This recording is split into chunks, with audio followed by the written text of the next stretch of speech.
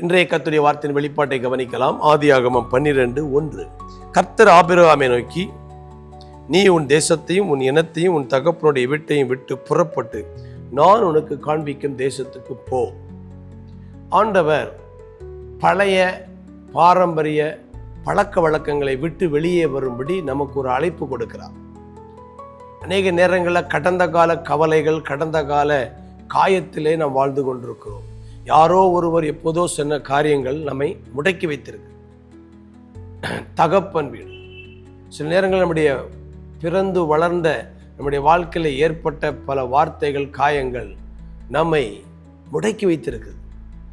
ஆண்டவர் நம்மை ஒரு புது வாழ்க்கைக்கு அழைக்கிறார். நியூ கிரியேஷன், புதிய அடையாளத்தை கொடுக்க விரும்புகிறார், புதிய வழியை காட்ட விரும்புகிறார், புதிய உறவுகளை கொடுக்க விரும்புகிறார், புதிய உயர்வுக்கு உங்களை அழைக்கிறார். ஆபிரகாமுக்கு கொடுக்கப்பட்ட அழைப்பு அது ஒரு சுவிசேஷ அழைப்பு. அழைத்த வார்த்தைக்கு அவன் கீழ்ப்படிந்தான். அவனை அடையாளத்தை மாற்றினார், அவனுக்கு புதிய உயர்வை கொடுத்தார், அவனை தேசத்துக்கு தகப்பனாய் மாற்றினார்.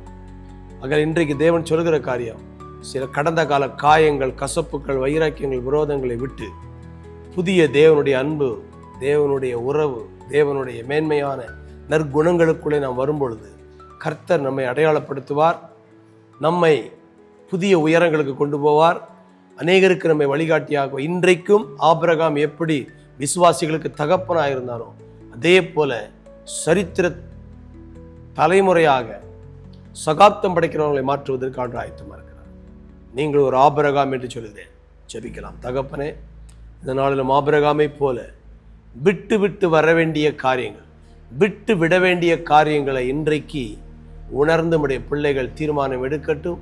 அது அவருடைய வாழ்க்கையில புதிய அடையாளத்தை, புதிய உயரங்களை, புதிய சாயலை கொடுப்பதாக ஆசீர்வதிக்கிறேன். இயேசுவின் மூலம் பிதா. ஆமென்.